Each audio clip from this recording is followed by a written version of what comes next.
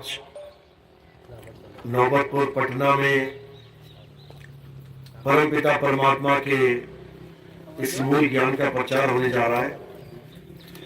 बहुत बड़े भाग होते हैं उन जीवों के जो अपने पूरे जीवन काल में एक बार भी इस मूल ज्ञान को सुन पाते हैं, और उससे भी बड़े भाग होते हैं उन जीवों के जो इस मूल ज्ञान को थोड़ा सा भी समझ पाते हैं।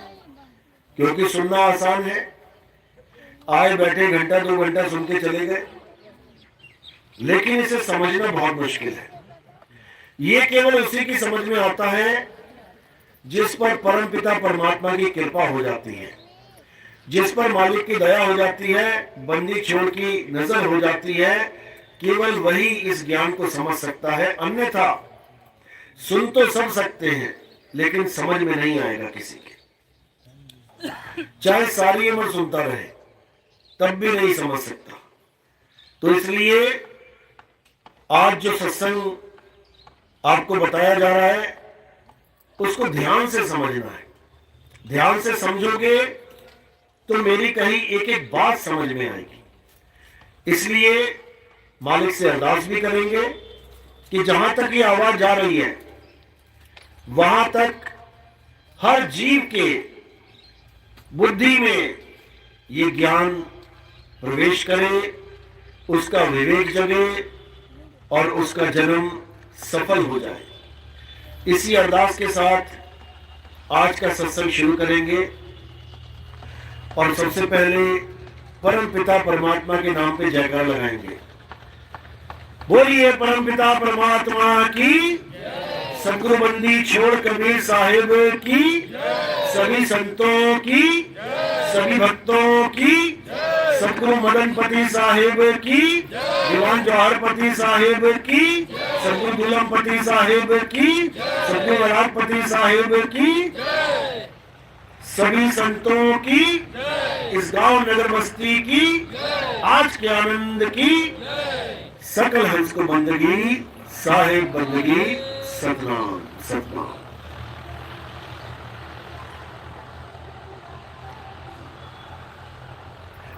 तो आज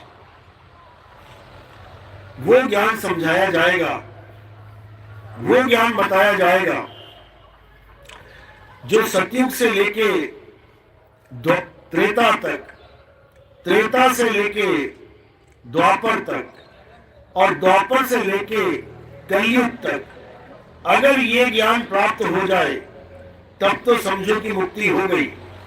और अगर इस ज्ञान के अलावा बाकी सब ज्ञान लेके बैठे हैं तो किसी की मुक्ति होने वाली नहीं है, किसी का जन्म सफल होने वाला नहीं है। तो ये कौन सा ज्ञान है? इसे मूल ज्ञान कहते हैं। मूल ज्ञान। मूल ज्ञान क्यों कहते हैं? मूल का मतलब है जड़। जैसे कहते हैं पेड़ की जड़, तो ऊपर से तो पेड़ बहुत सारा बटा हुआ दिखाई देता है, हजारों शाखाएं हैं, हजारों पत्ते हैं, हजारों फल हैं, सब कुछ बटा बटा सा लगता है। लेकिन जब नीचे उतरते हैं तब मूल में जाके वो सब एक हो जाता है। इसी प्रकार ये संसार एक वृक्ष के समान है। देखने में लगेगा कितनी जात, कितनी पात, कितने धर्म, कितने भगवान, बहुत सारे लगेंगे। कोई हिंदू बना हुआ है, कोई मुसलमान, कोई सिख, कोई ईसाई। बाहर से देखोगे तो सब अनेक दिखाई देंगे, लेकिन जब इसकी जड़ में जाओगे यानी आदि काल में जाओगे तब ये सब एक हो जाएंगे। ये ज्ञान आदि काल का ज्ञान है, ये नाम आदि नाम है, ये पंथ आदि पंथ है। तो इसको समझना बहुत जरूरी है अगर जन्म सफल करना है तो। नहीं तो लोग पता नहीं किस किस की पूजा कर रहे हैं, तुम भी कर लो। भगवानों की कमी पड़ गई थी, लोगों ने पता नहीं कौन कौन से मंदिर बना दिए। मध्य प्रदेश में जाओ था मैं, सामने एक मंदिर आया, मैंने देखा किसका मंदिर है, लिखा था चुड़ैल माता का मंदिर। अब बताओ, और थोड़ी आगे चले तो एक मंदिर और दिखाई दिया, वो मंदिर किसका था? कुतिया माता का मंदिर। अभी नेट पे सर्च करोगे आ जाएगा। लोग थाली लेके खड़े हैं सामने, आरती गा रहे हैं कुतिया माता की। यानी देवताओं की कमी हो गई थी हमारे धर्म में कि अब चुड़ैलों भूतों की और कुतियों की पूजा होने लग जाएगी। ये मन है, ये किसी की भी पूजा करवा देगा। ये मन है, ये कहीं भी श्रद्धा लगवा देगा। कहते हैं हमारी जहां श्रद्धा है हमें करने दो, तुम्हारी नहीं, तुम्हारे मन की श्रद्धा हो गई है, तुम्हारी श्रद्धा नहीं है। तुम्हें तो ये भी नहीं पता कि तुम्हारी श्रद्धा होती क्या है, लगानी कहाँ है। ये मन की श्रद्धा है। मन झुक रहा है हर जगह। मन असत्य की तरफ आकर्षित होता है। कभी सत्य की तरफ जाने से ये खुश नहीं रहता। क्यों? क्योंकि सत्य के पास जाएगा तो ये मर जाएगा, मर जाएगा। ये कभी नहीं चाहता, अंधेरा कभी नहीं चाहता कि सूरज उगे, क्योंकि सूरज उग गया तो अंधेरा खत्म हो जाएगा। इसी प्रकार मन कहां लगता है? जहां असत्य है वहां लगता है मन। सत्य से तो भागा भागा फिरता है ये। तो कबीर साहब का जो ज्ञान है वो सत्य ज्ञान है। इसीलिए कबीर साहब का सबसे बड़ा विरोध हुआ। सब संतों का विरोध हुआ, लेकिन सबसे बड़ा विरोध किसका हुआ? कबीर साहब का। 52 कसलियां देनी पड़ गई। गोलियों से भूना गया, आग में जलाया गया, जहर पिलाया गया, गंगा नदी में बांध के फेंक दिया गया, कुएं में डाल दिया गया, पता नहीं क्या क्या किया गया। 52 प्रकार की कसलियां उनकी ली गई, लेकिन वो मरने में नहीं आए, कोई मार नहीं पाया उनको। गुरु ग्रंथ साहब में भी वाणी दर्ज है कि गंगा की लहर में मेरी टूटी जंजीर और मृगशाला पे बैठे कबीर। और किसी को डाल दिया जाता ना हाथ पैर बांध के, वही डूब जाता गंगा में। लेकिन कहते हैं गंगा की लहर में मेरी टूटी जंजीर, मेरी जंजीरें टूट गई। मृगशाला पे बैठे कबीर, लहरों के ऊपर ऐसे बैठ गए जैसे मृगशाला पे बैठा जाता है, एकदम आसन लगा के। तो ये सब क्यों हुआ? क्योंकि वो आम आदमी, आम जीव नहीं थे। वो हमारी तुम्हारी तरह किसी मां से पैदा नहीं हुए थे। उनके आने का रास्ता भी अलग है। हमारे आने का रास्ता क्या है? मां का गर्भ। उनके आने का रास्ता क्या है? कहते हैं गगन मंडल से उतरे साहिब सत्य कबीर, जलज माही पौढ़न कियो दोनों दीन के पीर। हिंदू तुर्क के बीच में मेरा नाम कबीर, जग मुक्तावन कारणे अब चल धरा शरीर। तो कहते हैं मैं केवल तुम्हें मुक्ति प्रदान करने के लिए एक इंसान बन के आ रहा हूं तुम्हारे सामने, नहीं तो हमें कोई जरूरत नहीं है। हमें कोई जरूरत नहीं है इंसान बन के यहाँ टहलने की। यहाँ तुम्हारे जन्मों जन्म बीत गए टहलते हुए। कभी इंसान बन के, कभी कीड़े मकोड़े बन के, कभी शेर चीता बन के, हाथी घोड़ा बन के, मक्खी मच्छर बन के, सांप बिच्छू बन के, पता नहीं क्या क्या बन गए तुम। आज इंसान बने बैठे हो कुछ समय के लिए, थोड़े सालों के लिए, उसके बाद तुम इंसान भी नहीं रहोगे, फिर वहीं चले जाओगे। खटमल, मच्छर, मक्खी, सांप बिच्छू, घोड़ा घड़ियाल, यही बनना है जाके। लेकिन साहिब समझा रहे हैं कि ये जो इंसान जन्म है, अगर तुमने इसको सही से समझ लिया, अगर इसको सही से जान लिया कि ये इंसान जन्म तुम्हें क्यों मिला है, तो ये 84 लाख का जो चक्कर है ये खत्म हो जाएगा। ये जो तुम्हारा बार बार जन्म मरण का चक्कर है ये खत्म हो जाएगा, और इसी जन्म में खत्म होगा। ये मरने के बाद वाला चक्कर खत्म होने वाला काम नहीं है कि तुम्हें भ्रम में डाल दे कोई कि मरने के बाद मुक्ति मिलेगी। ये बताएगा क्यों मुझे मुक्ति मिली कि मैं कहीं अंडे में चला गया? बताएगा कोई आके? कोई नहीं बताता। इसलिए अब क्या करना है? अब जीते जी मुक्ति कैसे हो ये जानना है, जीते जी। इसी को संतों ने कहा जीवित मरिए भवजल तरिए, जीते जी मरना सीखो। यानी जहां मरने के बाद तुम जाना चाहते हो, तुम जीते जी भी जा सकते हो वहां पे, बिल्कुल जा सकते हो, बस तुम्हें तरीका पता लग जाए।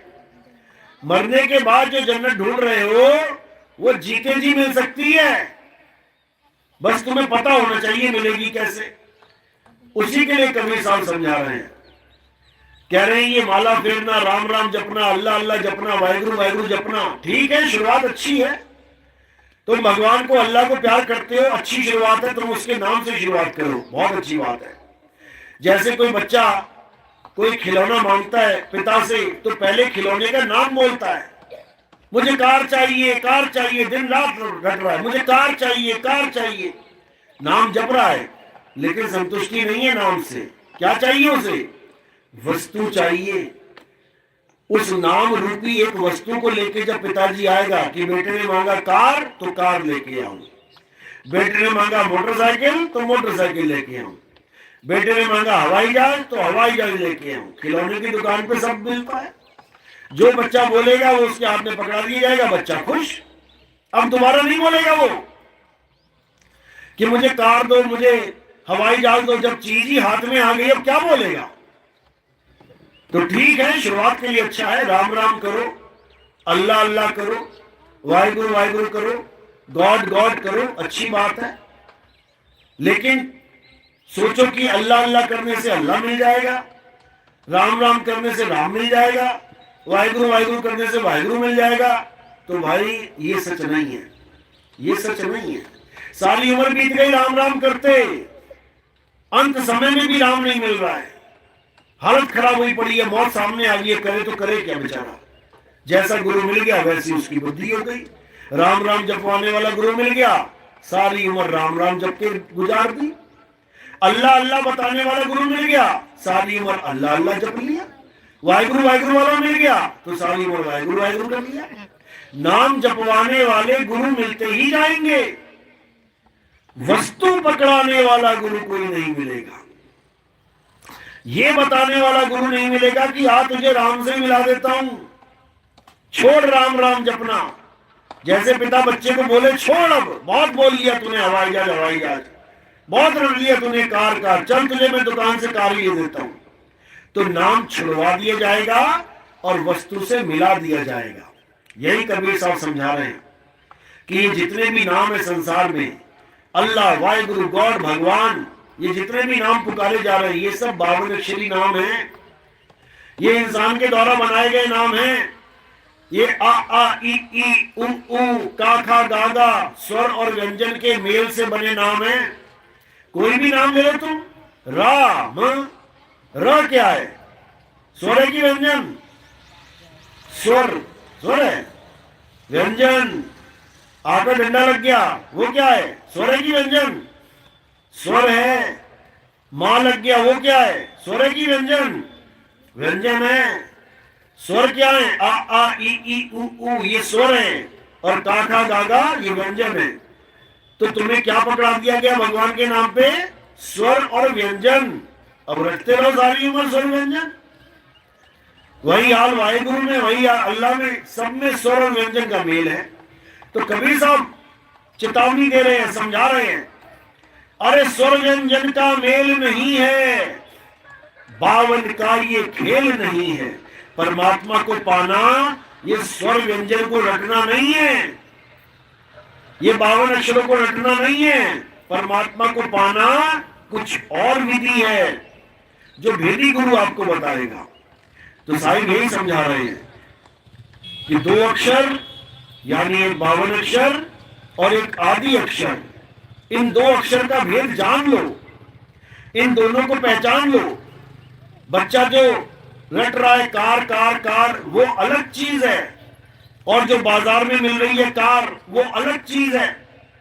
52 अक्षरी कार अलग चीज है और वस्तुकार अलग चीज है। तो क्या करना है? 52 अक्षरी को किनारे कर देना है और वस्तु को समझना है। वस्तु कहां है उसको ढूंढना है। साहिब समझा रहे हैं, वस्तु कहीं ढूंढे कहीं और कैसे लागे हाथ, गुप्त वस्तु तब मिले भेदी लीजे साथ, भेदी लीना साथ में दीनी वस्तु लखाए, और कोटि जन्म का पंथ था पल में पहुंचा जाए। जिस राम को हम पाना चाहते हैं, जिस अल्लाह को हम पाना चाहते हैं, जिस वाहिगुरु को हम पाना चाहते हैं, जिस गॉड को हम पाना चाहते हैं, वो कहीं दूर नहीं है कि कोई सोचे वो जन्नत में बैठा है, वो भगवान स्वर्ग में बैठा है, वो कहीं हेवन में बैठा है। वो यही है तुम्हारे पास।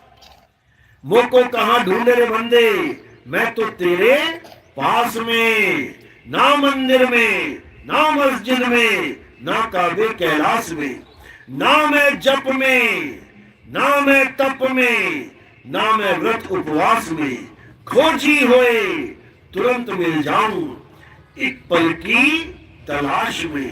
कहे कबीर सुनो भाई साधो, मैं तो हूं विश्वास में। क्या बता रहे हैं साहब? ये भजन है कबीर साहब का। यही वो भजन है जिसे सुन के हमारा भी जीवन परिवर्तन हो गया। पहले मैं जिस पंथ में था, 5 नाम, 5 धुने, 5 प्रकाश, इसी में उलझाया गया हुआ था हम लोगों को। लेकिन ऐसी वाणी मिली कबीर साहब की जिसने सारे पर्दे उठा दिए। एक ही वाणी ने कायाकल्प कर दिया, जीवन बदल दिया। तो ये वही वाणी है जिसमें सार और असार का भरपूर जिक्र किया गया है। इसी वाणी को अगर आप पढ़ के अपने जीवन में अमल कर लोगे तो असार और सार का भेद समझ जाओगे। तो असार का भेद यानी थोथे का भेद बताते हुए समझा रहे हैं। जैसे आपने सुना ही है, सतगुरु ऐसा चाहिए जैसा सूप सुहाए, और सार सार तो गही रहे, थोथा दे उड़ाए। सतगुरु वो होता है जो सार सार यानी सत्य सत्य तो ग्रहण करवा दे, और असत्य यानी असार को छुड़वा दे, थोथे को छुड़वा दे। तो क्या समझा रहे हैं? क्या है थोथा? नाम है जप में, ये जप थोथा है। नाम है तप में, ये तप थोथा है।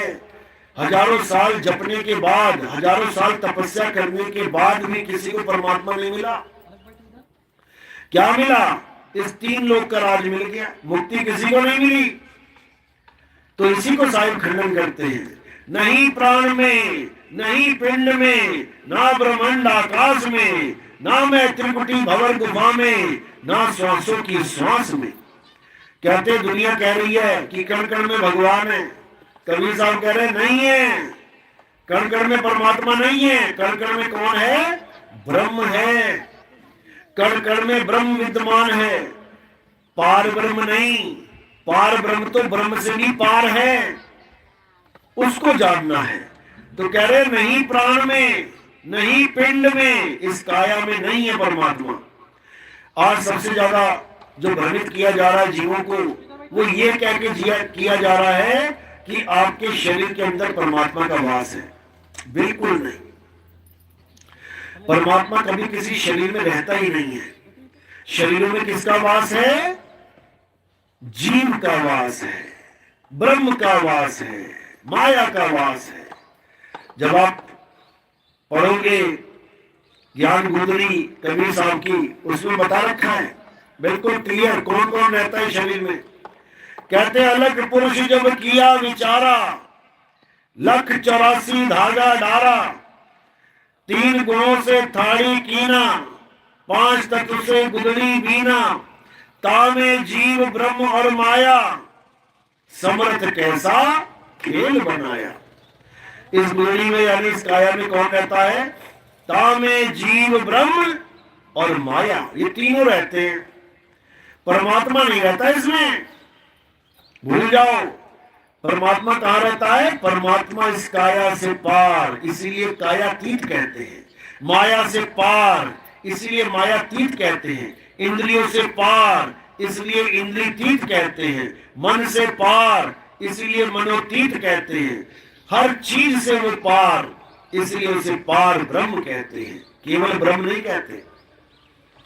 लोग ब्रह्म को ही परमात्मा मान के उसी ब्रह्म को समर्पित हो जाते हैं।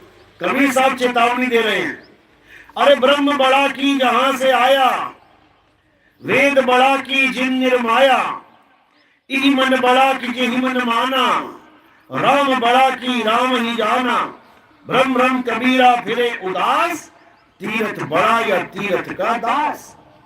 कहते जो लोग ब्रह्म को ही परमात्मा मान के अपना जीवन ब्रह्म के लड़ लगा देते हैं, उनको समझा रहे हैं, अरे ब्रह्म बड़ा कि जहां से आया।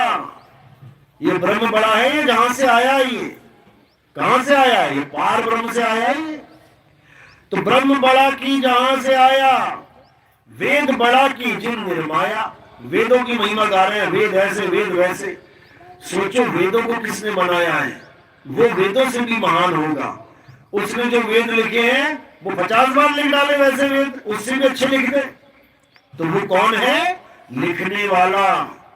वेद बड़ा या लिखने वाला, बस ये विचार करना है।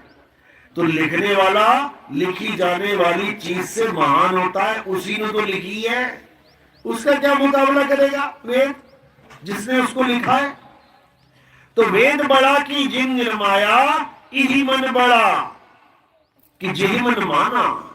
राम बड़ा या राम ही जाना। दीवार पे राम लिख दो, क्या वो दीवार पे लिखा हुआ राम बता सकता है किसी को कि मेरा क्या नाम है, क्या लिखा हुआ है, कौन हूं मैं? नहीं बता सकता। वो लिखे हुए अक्षरों को कौन जानेगा? आत्मा जानेगी। आत्मा ही लिख रही है, आत्मा ही बता रही है। समझो। तो लिखने वाला बड़ा या लिखी जाने वाली चीज बड़ी, बस इतना समझ लो। अक्षर बड़े या अक्षरों को पैदा करने वाला बड़ा, बस इतना समझ लो। पत्थर की मूर्ति बड़ी या मूर्ति बनाने वाला मूर्तिकार बड़ा, बस इतना समझ लो। बनाने वाला हमेशा बड़ा होता है, बनने वाली चीज हमेशा छोटी होती है। अरे बनाने वाले ने एक बनाई है, एक छोड़ 10 बना दे, लेकिन बनाई जाने वाली चीज एक बनाने वाले को नहीं बना सकती। समझो। इंसान चाहे तो 50 मूर्तियां बना दे, लेकिन 50 मूर्तियां मिलके एक इंसान को नहीं बना सकती। ये महिमा है इंसान की, ये महिमा है आत्मा की। अपने आप को भूल के, अपने आप को छोटा समझ के नाशवान मूर्ति को माथा टेक रहा है। अपने आप को छोटा समझ के नाशवान अक्षरों को बड़ा मान के बैठा। ये बहुत बड़ा मंत्र है, ये महामंत्र है। अरे वो महामंत्र नहीं है, तू महामंत्र है। तू है असली महामंत्र, जिसकी वजह से सारे मंत्रों का अस्तित्व इस दुनिया में आ गया है। ना अक्षर बनाता इंसान, आ आ ई ई का खा गा गा नहीं बनाता अगर इंसान को छोड़ के और किसी ने बनाए नहीं। क्या कुत्तों ने बना दिया आ आ ई ई? क्या बिल्ली ने बना दिया का खा गा? क्या भैंस ने बना दिया यारा लावाशा? कोई नहीं बना पाया, केवल इंसान ने बनाया है। तो इंसान ने अक्षर बनाए, इंसान की वजह से अक्षर इस दुनिया में आए। इंसान ने अक्षरों को बनाया है, अक्षर इंसान नहीं बना सकते। अगर वो इंसान अक्षर ना बनाता तो बताओ ये सारे मंत्र कहां होते, ये सारे नाम कहां होते? अरे भगवान का छोड़ो, तुम अपना नाम ना रख पाते कभी? तुम अपने बच्चों का नाम ना रख पाते? दशरथ जी राम जी का नाम ना रख पाते अगर ये अक्षरों की खोज आदि मानव ना करता। किसने करी ये खोज? आदि मानवों ने। आग की खोज किसने करी थी? आदि मानव ने।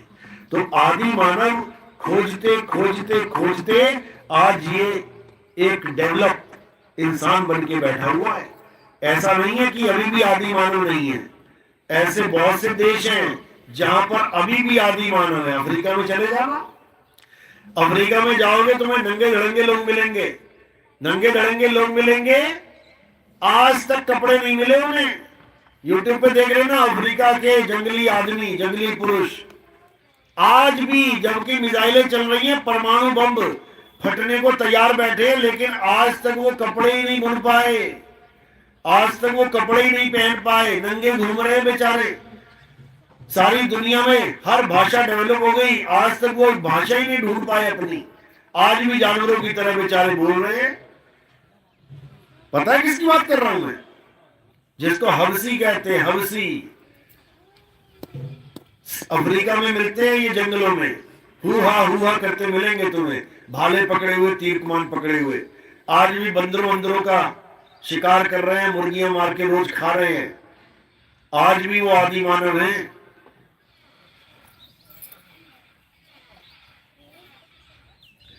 तो पहले सब वैसे ही थे, लेकिन बुद्धि विकसित होती गई, आगे से आगे बुद्धि का विकास होता गया। भाषा बना ली, अक्षर बना लिए, कपड़े बना लिए, हथियार बना लिए। आज परमाणु बम तक बना के बैठा हुआ है। मोबाइल बना लिए, लैपटॉप बना लिए, कंप्यूटर बना लिए, सब कुछ बना लिया, लेकिन सारी दुनिया का ज्ञान प्राप्त कर लिया, लेकिन हर चीज के बारे में जानकारी प्राप्त कर ली, लेकिन खुद के बारे में नहीं जान पाया। बड़े से बड़े वैज्ञानिक को पूछो तुम कौन है, बस इससे ज्यादा जवाब नहीं आएगा, मैं एक आदमी हूं।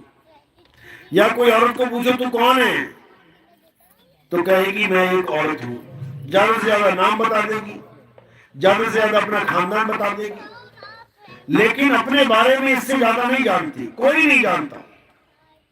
सब अपने आप को आदमी और औरत मान के बैठे हुए हैं, जबकि हम क्या हैं, हम कौन हैं, ये बताने के लिए कबीर साहब इस संसार में आते हैं। वो हमें समझाते हैं कि तू शरीर नहीं है, तू आत्मा है। हंसा तू तो सबल था, हल्की तेरी चाल, रंग करंगी पड़ गया ताते भया लवार। यानी तू सबल था, तू अपने आप में स्थित था, तू अपने आप में अडोल था, तू अपने आप में अचल था, लेकिन ऐसी सृष्टि रचना कर डाली कि बेचारा चलते चलते चलते परेशान हो गया। अचल होकर भी चलता चला जा रहा है, परेशान हो गया। अब इसको क्या करना है, इसको दोबारा से अचल अवस्था प्रदान करने के लिए कबीर साहब इस दुनिया में आते। क्या बता रहे हैं, साखी पढ़ेंगे नंबर 1 पे। साखी कौन सी है? कबीर बीजक में, जहिया जन्म मुक्ता हता तहिया हता न कोई, और छठी तुम्हारी है जगह तू कहां चला बिगोए। यानी ये हंसा, तू अपने स्वरूप में स्थित था, मुक्त था, लेकिन तूने एक नादानी ऐसी कर ली कि अपने परम तत्व को, अपने अचल अवस्था को छोड़ के तू चल अवस्था में फंस गया। जन्म लेकर तू बार बार 5 तत्वों में धक्के खाने के लिए आ गया। अब क्या करना है, छठी तुम्हारी है जगह। यानी इन 5 तत्वों की दुनिया से परे एक और दुनिया है, जहां तुम पहुंच जाए तो तेरी मुक्ति हो जाए। इस 5 तत्वों की दुनिया को मृत्यु लोक कहते हैं, और इससे परे जो दुनिया है उसे सतलोक कहते हैं। 5 तत्वों की दुनिया 5 तत्वों से बनी है। सतलोक शब्द से बना हुआ है, शब्द की सृष्टि है, शब्द ही सब कुछ है, उसी शब्द में समाना है। तो 3 लोक से पार, 5 तत्वों से पार, छठी तुम्हारी है जगह, उस छठे तत्व में पहुंच जाओगे, जिसे परम तत्व कहते हैं। बस इतना ही काम करना है, परम तत्व को याद करना है, परम तत्व का ध्यान करना है, और परम तत्व ही हो जाना है। जिसके लिए साहिब ने समझाया, श्वासा की कर सिमरनी, यानी माला की सिमरनी छोड़, ये घंटा 2 घंटा 3 घंटा 4 माला 10 माला करना छोड़, श्वासों की माला बना ले। यानी जितनी देर सांस चल रही है तब तब याद कर मालिक को। 24 घंटे चल रही है, 24 घंटे याद कर। कह रहे श्वासा की कर सिमरनी, कर अजपा का जाप। ये मंत्रों का जाप मत कर, अक्षरों का जाप मत कर। राम राम, अल्लाह अल्लाह, वाहिगुरु वाहिगुरु, गॉड गॉड, राधे राधे, ओम नमः शिवाय, ये मंत्र हैं, ये अक्षर हैं, ये जाप है। तो कह रहे कर अजपा का जाप। अजपा यानी जिसे जपा नहीं जा सकता, वो क्या है? आत्मा है, जिसे कोई जप नहीं सकता। आत्मा का जाप कर, यानी आत्मा को याद कर। आत्मा क्या है? आत्मा ही परम तत्व है। 5 तत्व क्या है? ये 5 तत्व काया है। आत्मा काया से परे है, इन 5 तत्वों से परे है, इसीलिए उसको परम तत्व बोला जाता है। और इन 5 तत्वों को असत्य तत्व, पंचभूत कहा जाता है। तो यही समझा रहे हैं, श्वासा की कर सिमरनी, कर अजपा का जाप, परम तत्व का ध्यान धर, सो हम आपे आप। अब जितने भी गुरु हैं क्या कर रहे हैं? ये सब मंत्र पकड़ा देते हैं, जाओ मंत्र लो, घर जाके जपो इसको। और उनको मुझे परम तत्व कहां है, मैं ध्यान किसका करूं? परम तत्व का कोई बोध नहीं है। परम तत्व के बारे में कुछ नहीं बताया और मंत्र पकड़ा के बेचारे को घर भेज दिया। वो भी खुशी खुशी घर आ गया कि मैंने गुरु बना लिया, गुरु बना लिया। चारों तरफ हल्ला मचाता फिर रहा, मुझे गुरुजी मिल गए, गुरुजी मिल गए। और गुरुजी क्या मिल गए? अक्षरों वाले गुरुजी मिल गए। बताओ, किसको नहीं पता कि राम राम जपने से राम मिलेगा, राधे राधे करने से राधे मिलेगा? सबको पता है। फिर भी गुरु बना रहे हैं जाके कि मुझे गुरुजी नाम दे दो, और वही नाम लेके आ रहे हैं जो उन्हें पहले से पता है। क्या फायदा उस नाम का? जो तुम्हें पहले से पता है वो भी कभी कोई लेता है जाके। अभी एक कॉलेज खुल गया यहाँ पे खाना बनाने वाला, और 1 लाख रुपया फीस है, तो कौन जाएगा वहां पे सीखने? जिसको नहीं आता। जिसको आता है वो क्यों जाएगा वहां पे? तो जिसे पता है कि राम भी एक नाम है, राधे भी एक नाम है, हरे कृष्णा भी एक नाम है, ओम नमः शिवाय भी एक नाम है, अल्लाह भी एक नाम है, वाहिगुरु भी एक नाम है, तो ये नाम लेने के लिए क्यों जाएगा? ये तो पहले से ही उसके पास। कौन सा नाम लेने के लिए जाना है? परम तत्व को लेने के लिए जाना है। परम तत्व ही अनमोल है, अनमोल, उसका कोई मोल नहीं है। और परम तत्व क्या है? आत्मा परम तत्व है। जाओ लेके आओ एक आत्मा, खरीद के लाओ। जाओ ले आएगा कोई आत्मा? किसी की मां मरने वाली है, डॉक्टर कहे जाओ मार्केट से आत्मा लेके आओ, ये वाली भी जाने वाली है, दूसरी लेके आनी पड़ेगी। ले आएगा क्या? अनमोल है, व्यक्ति नहीं है, खरीदी नहीं जा सकती। इसी आत्मा को मीराबाई ने बताया कि वस्तु अमोलक दी मेरे सतगुरु, यानी मेरे सतगुरु ने मुझे अनमोलक वस्तु दे दी। अनमोल, जिसका कोई मोल ही नहीं है। वो क्या है? आत्मा है। वस्तु अमोलक दी मेरे सतगुरु, कृपा कर अपनायो, पायो जी में नाम रतन धन पायो। मैंने नाम रतन पाया, रतन का नाम नहीं पाया। मैंने हीरा रतन पाया, हीरे का नाम जपने के लिए नहीं पाया। मार्केट में हीरा लेने जाओगे तो वस्तु लेके आओगे कि वस्तु का नाम लेके आओगे? हीरा हीरा जपने के लिए कोई दे दे और पैसा रखवा ले तुमसे दुकान पे, तो तुम संतुष्ट होगे आ जाओगे क्या? कभी नहीं। तुम्हें लगेगा ठग लिया इसने। तो कभी हीरा हीरा जपने से भी हीरा मिल जाएगा। तो एक है नाम वस्तु और एक है वस्तु का नाम। तो हमें नाम वस्तु चाहिए, यानी जैसा नाम है वैसी वस्तु चाहिए। हीरा तो हीरा चाहिए, सोना तो सोना चाहिए, वस्तु चाहिए, वस्तु का नाम नहीं चाहिए। इसलिए मीराबाई बोली वस्तु अमोलक दी मेरे सतगुरु, नाम अमोलक नहीं दे दिया कि राधे राधे जपले, राम राम जपले, अल्लाह अल्लाह जपले। वस्तु लेके आई है वो गुरु से। वस्तु अमोलक दी मेरे सतगुरु, कृपा कर अपनायो, पायो में नाम रतन। नाम जाप नहीं, नाम रतन। रतन लेके आई हूं मैं, मंत्र लेके नहीं आई। तो कह रहे हैं नाम रतन धन पायो, इसी को समझना है। तो यही कबीर साहब समझा रहे हैं कि तुम्हें 2 प्रकार के गुरु मिलेंगे। एक मिलेंगे नाम जपवाने वाले और एक मिलेंगे वस्तु लखाने वाले। तो क्या करना है? हमें वस्तु लखाने वाले गुरु की शरण में जाना है। गीता में इसी के बारे में समझाया गया। हे अर्जुन, अगर इस दुनिया में कुछ सत्य है तो क्या है? केवल और केवल आत्मा ही सत्य है। क्यों सत्य आत्मा? कृष्ण जी ने यह क्यों नहीं कह दिया कि कोई देवी देवता सत्य है, भगवान सत्य है? आत्मा का नाम क्यों लिया?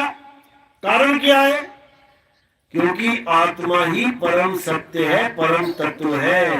नैनम छिंदंती शस्त्राणि, नैनम दहती पावका, न चैनम क्लोदन तापे, ना शोषती मारुता। हे अर्जुन, इस आत्मा को ना तो कोई शस्त्र काट सकता है, ना ही अग्नि इस आत्मा को जला सकती है, ना ही वायु इस आत्मा को सुखा सकती है, और ना ही जल इस आत्मा को भिगो सकता है। तो जिसको कोई काट नहीं सकता, जला नहीं सकता, भिगो नहीं सकता, सुखा नहीं सकता, वही तो सत्य है। और जिसको तीर छेद जाए, जिसको तलवार काट जाए, जिसको अग्नि जला जाए, जिसको पानी गला जाए, वो असत्य है, असत्य। तो किसको जलाया गलाया जा सकता है? शरीरों को। इसीलिए कृष्ण जी ने बार बार समझाने की कोशिश करी, हे अर्जुन, मैं अजन्मा हूं, मेरा कभी जन्म नहीं होता, मैं अजन्मा हूं। और जो मुझे जन्म लेने वाला एक इंसान के रूप में देखते हैं, वो अज्ञानी मुझे नहीं जान सकते कि मैं क्या हूं। वो मुझे एक इंसान के रूप में देखते हैं, काले बाल, गोरी खाल, आंख, कान, नाक, हाथ, पैर, इसी में उलझ जाते हैं। ये मैं नहीं हूं, ये मेरी माया है, ये मेरी माया है। मैं तो अपनी माया के पीछे छुपा रहता हूं। जैसे आप लोग बैठे हैं, जो मुझे दिख रहा है और जो आप देख रहे हैं, वो हम नहीं है। पता है आपको? मैं आपको और आप मुझे देख ही नहीं सकते। मैं किसे देख रहा हूं और तुम किसे देख रहे हो? माया को देख रहे हो। माया क्या है? ये शरीर ही माया है, ये काया ही माया है। ना मैं तुम्हें देख पा रहा हूं, ना तुम मुझे देख पा रहे हो। लेकिन मैं तुम्हें जानता हूं, लेकिन तुम मुझे नहीं जानते। वो कैसे? क्योंकि तुम खुद को ही नहीं जानते। कितने लोग आदमी हैं? जरा हाथ खड़े करो। आदमी आदमी हाथ खड़ा करो एक बार। इस पंडाल में जो आदमी है हाथ खड़े करो। औरतें हैं वो हाथ खड़े करो। बस इसीलिए तुम नहीं जानते कि तुम कौन हो। तुम ना आदमी हो ना औरत हो। आदमी और औरत क्या है? 5 तत्व हैं। ये शरीर कितने तत्वों से मिलकर बना है? 5 तत्वों से। कौन कौन से?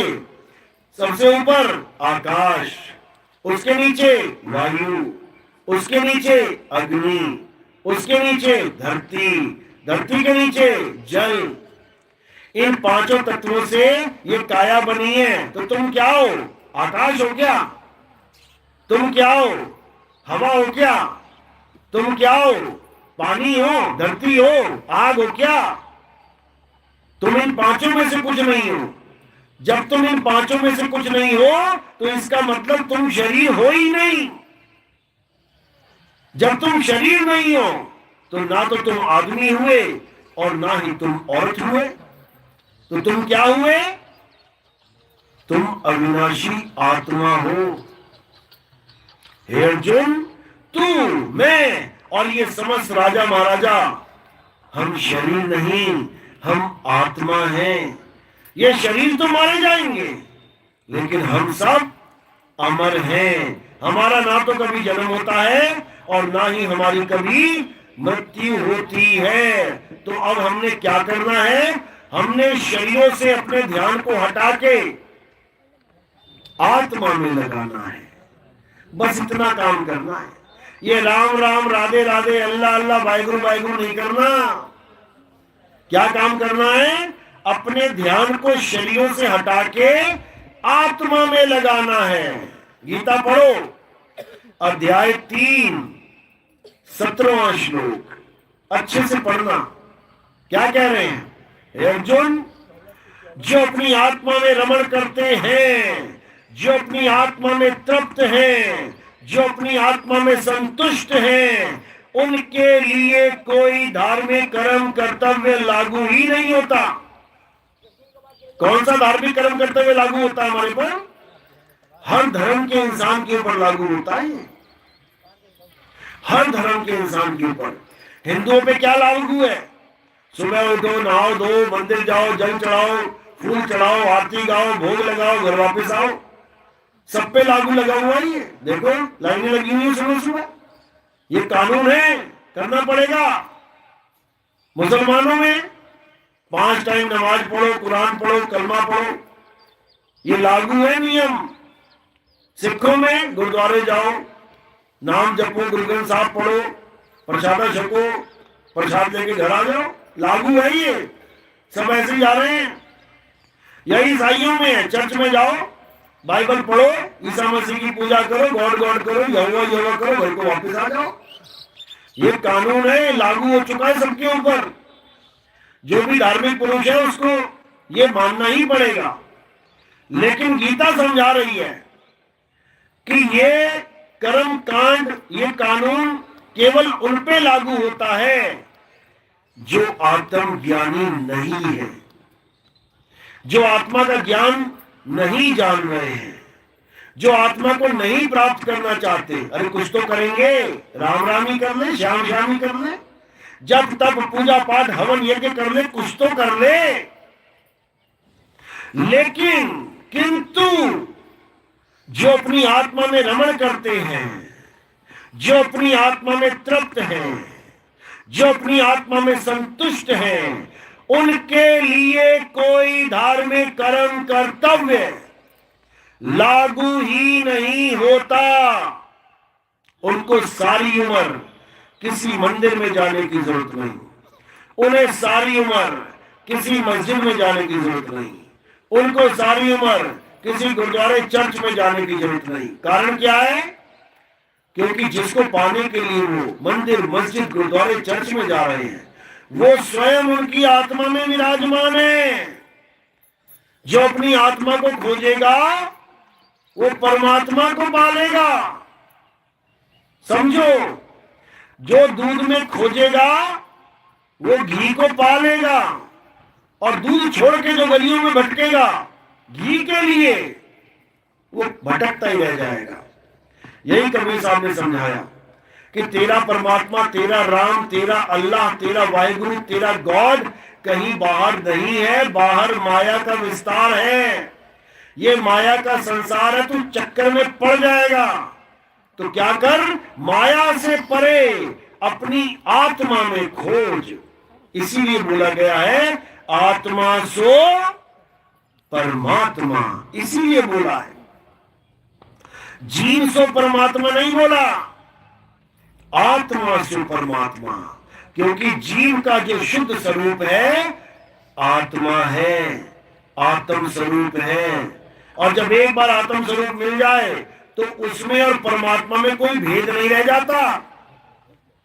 सोई जाने जो देही जनाई, और जानत तुम ही होई जाई। कहते हैं जिसपे दया हो जाए मालिक की, ये ज्ञान उसकी समझ में आता है। जिस पर वो दया करना चाहे केवल उसी को ये बात समझ में आती है।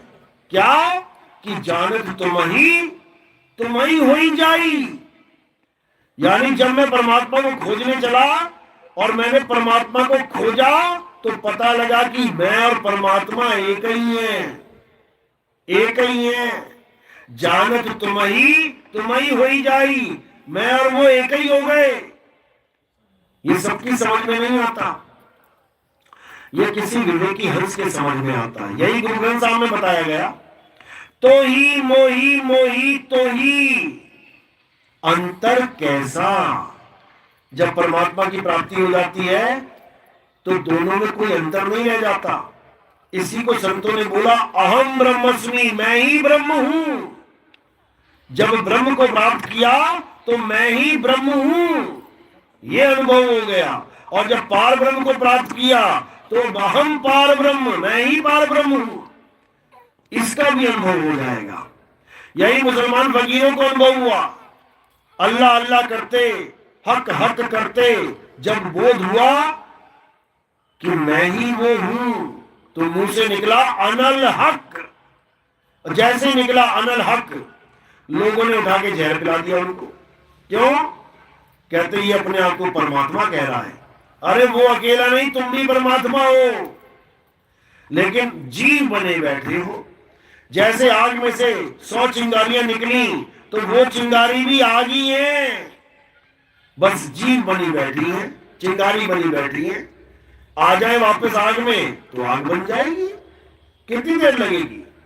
पानी की बाल्टी से चंद बूंदे छलक गई तो पानी ही तो है, वापस पानी में आके मिल जाए वही पानी बाल्टी का पानी बन जाएगा। तो ये तब समझ में आती है बात जब वेदी गुरु हमारे जीवन में आ जाता है, जो नाम जाप छुड़वा जाता है और आत्मज्ञान लखा जाता है, तब कल्याण हो पाता है। इसीलिए बोला मदन साहब की वाणी है, सोई गुरु पूरा कहावे, जो दो अक्षर का भेद बतावे, एक छुड़ावे एक लखावे, तब प्राणी निज घर को जावे। यानी ऐसा गुरु मिल जाए जो दो प्रकार के अक्षरों का भेद बता दे। पहले प्रकार के अक्षर ये 52 अक्षर, दूसरे प्रकार का अक्षर ये आदि अक्षर। 52 अक्षर कैसे बनता है? जीव से। और आदि अक्षर ये अजन्मा है, ये नित्य है, ये शाश्वत है, ये पुरातन है, ये सत्य सनातन है, यही आत्म देव है। तो 52 अक्षर बनता है जीव से, होठ से, कंठ से। इसलिए साहिब ने कहा 52 अक्षर जीव आधारा। अगर ये जीव ना होती इंसान की, बताओ कौन सा नाम जप रहा होता? बताओ किसके किसके नाम रखे होते उसने? सारे नाम जीव से हैं। अभी लकवा मार जाए किसी को, जीव टेढ़ी हो जाए तो राम राम ही ना बोला जाएगा उससे। हाँ हाँ करे, हाँ हाँ, ये सब जीव का खेल है। जीव फटाफट चल रही है तो देख तेरी को लगा हुआ है नाम जपने में, और जीव खत्म तो नाम खत्म। इसलिए साहिब ने कहा संभल जा, संभल जा, तू जीव से पैदा होने वाले नामों के चक्कर में पड़ गया है, जबकि तुझे किसे जानना था? आदि नाम को, आदि नाम। इसलिए साहिब ने समझाया कि 52 अक्षर जीव आधारा, आदि अक्षर जीभ्या से न्यारा, वाही को सत सिमरण कहिए, सिमर सिमर नर उतरो पारा। यानी जीव से बोले जाने वाले नामों को छोड़ और उसको जान जिसकी वजह से ये नाम बोले जा रहे हैं। आपने बोला राम, मुसलमान ने बोला अल्लाह, सिख ने बोला वाह गुरु, ईसाई ने बोला गॉड। किसकी ताकत से बोले गए ये नाम? कौन था जिसकी वजह से ये नाम बोले गए? जो ना हो शरीर में तो ये नाम भी नहीं बोल सकता कोई। क्या है वो? आत्मा।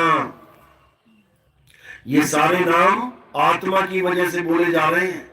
आप अपने घर से चल के यहां तक आए हो, यहां से चल के घर तक जाओगे, किसकी वजह से? आत्मा की वजह से।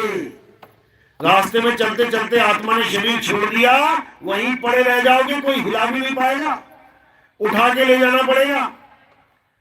एक उंगली तक नहीं हिल सकती फिर आपकी। अगर हिल रही है तो किसकी वजह से? आत्मा की वजह से।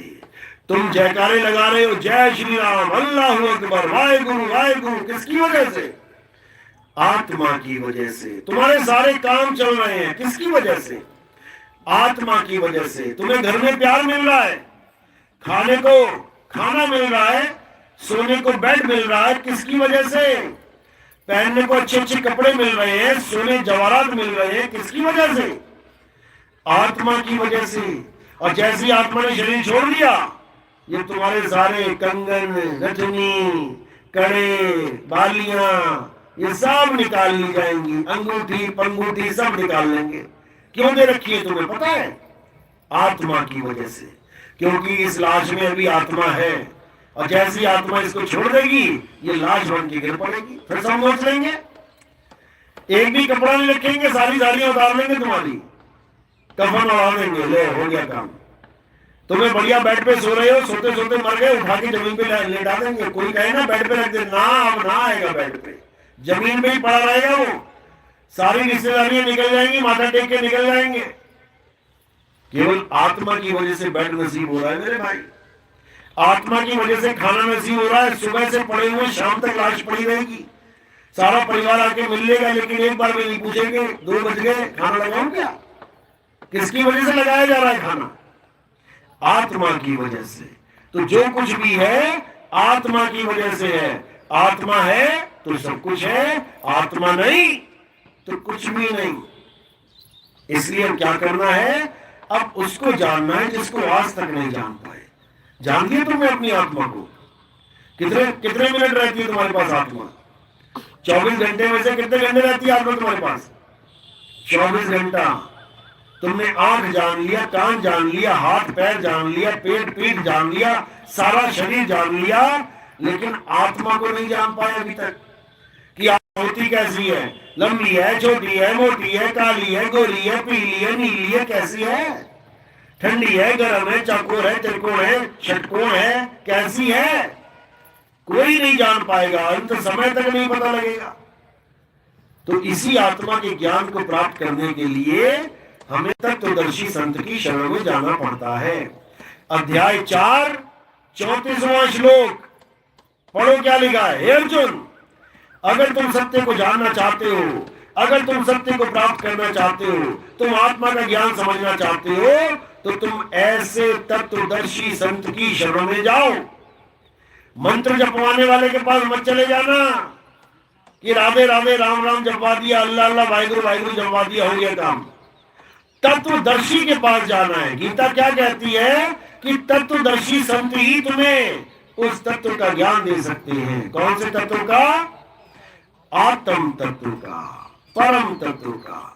एक बार आत्मा का ज्ञान हो जाने के बाद तुम कभी अज्ञान को प्राप्त नहीं होगे, तुम्हारा जन्म सफल हो जाएगा, तुम्हारा जन्म मरण का खेल खत्म हो जाएगा। इसी को बोला गया है, जल में मीन प्यासी, मुझे देखते आवे हांसी। आत्म ज्ञान बिना नर भटके, कभी काबा कभी काशी। कौन से ज्ञान के बिना? आत्म ज्ञान के बिना। आत्म ज्ञान का मतलब ये नहीं है कि तुम राम राम जपो, राधे राधे जपो, अल्लाह अल्लाह वाहिगुरु वाहिगुरु करो। आत्म ज्ञान का मतलब क्या है? जहां पर भी आत्म शब्द जुड़ जाए किसी भी शब्द के आगे, तो वो सारा खेल तुम्हारे ऊपर फिट हो जाता है। जैसे तुम्हें कोई कहे कथा लिखो, किसी की भी लिख दो, और कोई कहे आत्म कथा लिखो, तो तुम्हें अपनी कथा लिखनी पड़ेगी। कोई कहे हत्या कर दो, तो किसी की भी कर दो, और कोई कहे आत्महत्या करो, तो खुद की हत्या करनी पड़ेगी। कोई कहे ये बंदूक पकड़ो रक्षा करो, तो किसी की भी रक्षा कर लो। कोई कहे ये बंदूक से केवल अपनी आत्मरक्षा करो, तो केवल अपनी रक्षा करनी पड़ेगी। कोई कहे मेरे पास पैसे नहीं है, निर्भर हो जाओ, तो किसी पे भी हो जाओ। कोई कहे आत्मनिर्भर हो जाओ, तो खुद पे निर्भर होना पड़ेगा। इसी प्रकार कोई कहे कि ज्ञान प्राप्त करो, तो किसी का भी ज्ञान प्राप्त कर लो। लेकिन जब आत्म ज्ञान बोला जाता है, तो ज्ञान किसी और का नहीं, अपना प्राप्त करना पड़ता है। अपना आत्म ज्ञान यानी मेरा ज्ञान, आत्म कल्याण यानी मेरा कल्याण, आत्मनिर्भर यानी खुद पे निर्भर, आत्म कथा यानी मेरी कथा। इसी प्रकार आत्म ज्ञान मेरा खुद का ज्ञान। हम गुरु से पूछते हैं, गुरु जी मैं कौन हूं, मुझे मेरा ज्ञान दो। मुझे दूसरों के नाम नहीं चाहिए, सबके नाम पता है मुझे मेरा नाम दो, जिसे निज नाम कहते हैं। निज नाम, निज यानी निजी, तुम्हारी निजी वस्तु। तो साईं समझा रहे हैं, 3 गुणों की भक्ति में भूल पड़ा संसार, और कहे कबीर निज नाम बिन कैसे लागे पार। निज नाम बिन यानी तुम्हें तुम्हारा नाम बताने वाला गुरु मिल जाए, तो तुम क्या करोगे? तुम अपने नाम का ध्यान करोगे, अपने ही नाम का, किसी और का नाम नहीं जपना है। अपने नाम का यानी अपने स्वरूप का ध्यान करोगे। और जब तुम अपने स्वरूप का ध्यान करोगे तो क्या होगा? तुम्हें समझ में आने लग जाएगा कि तुम्हारा स्वरूप ये नहीं है, ये तो माया है, ये तो हड्डी मांस खाल बाल है, ये तो तुम्हें एक दिन छोड़ना है। छोड़ने की तैयारी करो, इसको पकड़ के मत रखना इसको कि पकड़ के बैठ जाओ मैं ये हूं, मैं तू ये नहीं है, तू आत्मा है। तो जब तुम अपने स्वरूप का ध्यान करोगे तो तुम्हें समझ में आएगा कि तुम एक आत्मा हो।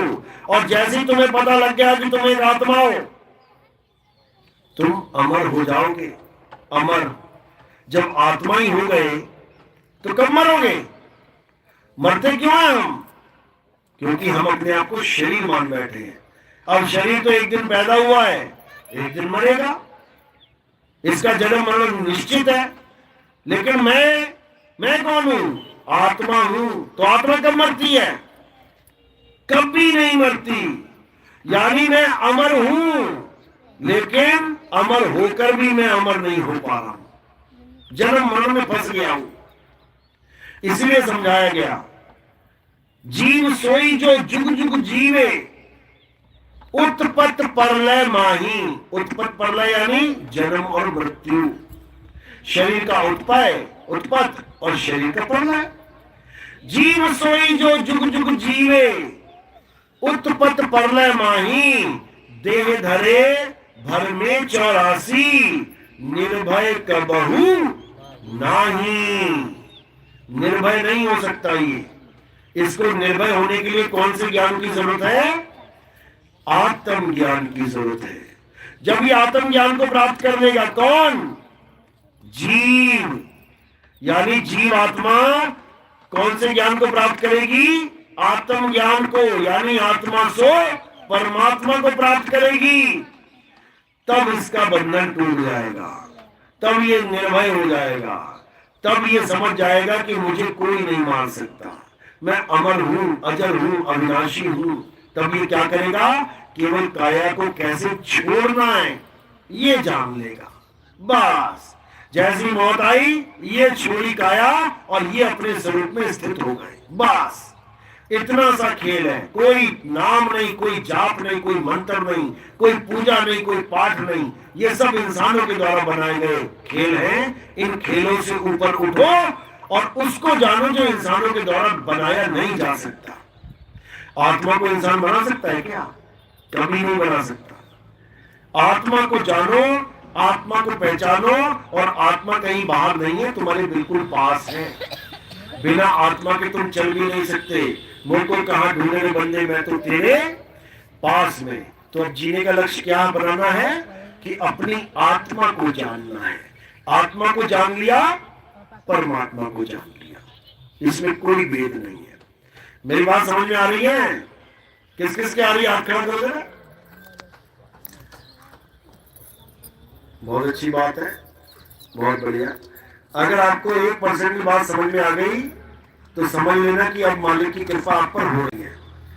और अगर बिल्कुल भी समझ में नहीं आई तब भी घबराने की जरूरत नहीं है। परमात्मा फिर भी दया करेंगे। कैसे करेंगे? YouTube चैनल पे सत्संग सुनना शुरू कर देना। कौन से चैनल पे जाना है? कहत कबीर सुनो भाई साधो नितिन दास, इतना लिखना है आपने। कहत कबीर सुनो भाई साधो नितिन दास, इतना लिखोगे तो आ जाएगा। या फिर लिख देना नितिन दास के सत्संग। आपको हजारों सत्संग मिल जाएंगे वहां पे। सुनते जाना, सुनते जाना, सुनते जाना। अपने आप दिव्य जागृति होती जाएगी, विवेक बढ़ता जाएगा। तुम्हें खुद समझ में आ जाएगा कि क्या सच और क्या झूठ है। तुम्हें किसी से पूछने की जरूरत नहीं पड़ेगी कि जो मैं सुन रहा हूं क्या ये सच है। पूछने की जरूरत नहीं पड़ेगी। आग गर्म होती है ना, आग गर्म होती है, पूछने की जरूरत नहीं किसी से। बर्फ ठंडी होती है, किसी से पूछने की जरूरत नहीं है।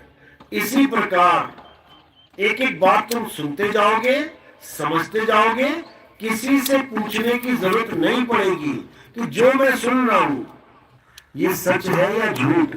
अंदर से अपने आप ही आवाज आने लग जाएगी, सच है, सच है, सच है। और ये कौन बोलेगा पता है? आत्म तत्व बताएगा ये तुम्हें कि सच है बेटा, सुन ले। अगर अपना जन्म सफल करना है और 84 में जाना है तो बहुत सारे जन्म है। कुत्ता, बिल्ली, हाथी, घोड़ा, बकरा, जितने मर्जी जन्म लेते रहो, कोई कमी है क्या? एक एक सुअर के 20-20 बच्चे हो जाते हैं, उसी में तुम भी फिट हो जाओगे जाके। जहां 20 बच्चे दूध पी रहे हैं तुम भी फिट हो जाओगे, तुम भी पी लेना जाके। पीना पड़ेगा। वो भी कभी इंसान थे जो आज कुत्ता, बिल्ली, हाथी, घोड़ा बने बैठे हैं, याद रखना। वो भी इंसान थे, उन्होंने अपना इंसान जन्म बर्बाद कर लिया ज्ञान को ना समझ के। और अब हमारी बारी है। हम नहीं समझेंगे तो हमें भी बकरी बनना पड़ेगा, हमें भी भैंस बनना पड़ेगा। फिर कसाई बाड़े में जाएंगे। जब बकरी की गर्दन काटी जाएगी तो मैं करेगी, कोई बचाने वाला नहीं है। वीडियो भले बना ले कोई, लेकिन बता दो कि किसी ने कसाई से बचाया बकरे को, कोई ना बचाता। दया कर देंगे, ओ बेचारा बकरा मर रहा है, ओ बस खेल खत्म। तो इसीलिए अब हमने क्या करना है? अगर तुम परमात्मा को पाना चाहते हो तो आत्मज्ञान को जान लो, आत्मज्ञान को समझ लो।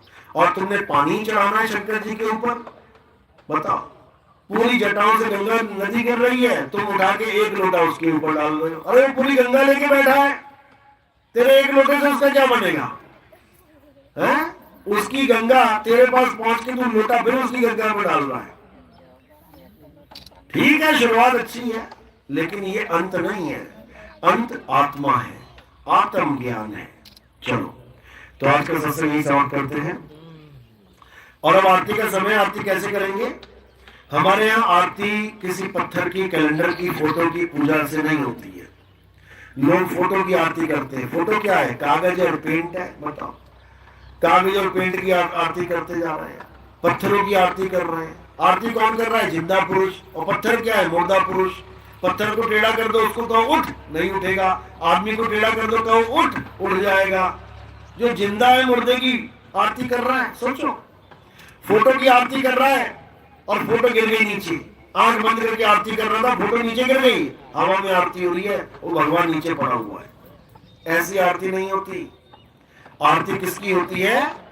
आत्मदेव की आरती होती है, आत्मा की आरती होती है। हमारे यहाँ आत्मा की आरती करते हैं।